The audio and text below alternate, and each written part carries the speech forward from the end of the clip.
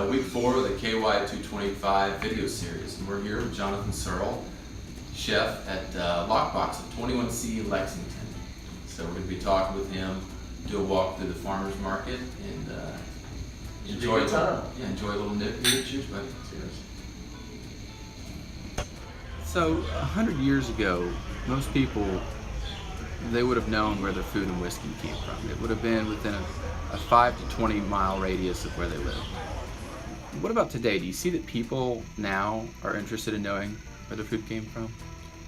Definitely. I think that there was probably a period of time in the middle there where we kind of had a dark age where food came to be about consumerism and quickness and utilitarian. And I think in the last probably 20 years, I definitely think there's been a resurgence of our awareness and our desire to be able to know where our food's coming from, and our drink for that matter.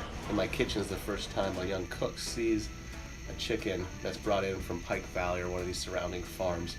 They notice the color, the pink hue, the fleshiness of the chicken itself, and they're like, what is that? Because they're used to the Tyson store-bought white chicken, and that's part of that awareness that people are getting, like the real meats, like done the way they were done in the old days, naturally. It's a lot different than what they got used to over the last, 75 years. Enjoying some fried chicken and biscuits for the June 2nd event.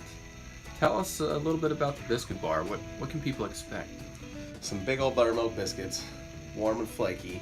Kind of wanted to create a choose your own adventure kind of approach to it, so you're going to see some Lockbox pimento cheese, maybe some beer cheese, bread and butter pickles, pepper jam, just about anything you could want to smear on a biscuit and eat with your fried chicken, you're going to find there.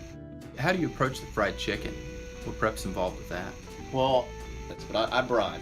A lot of people don't brine, and I don't brine in buttermilk. I brine overnight in a salt, sugar, citrus cure just to really get the seasoning and the juiciness into the meat. And I just dip in buttermilk that day to bind all the flour and seasonings that are in there, dry spices that are in there. I just like to dip it in the buttermilk with some hot sauce, a little bit of bread and butter pickle juice, and then right into the dredge and right into the skillet.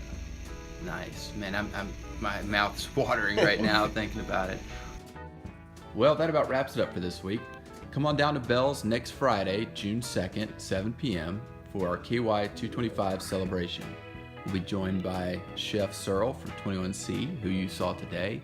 We'll also have barrel-aged cocktails, the 1792 small batch and single barrel bourbon. And also we're going to have a kick-ass performance by Larry Redmond, local singer-songwriter. All right, we'll see you then.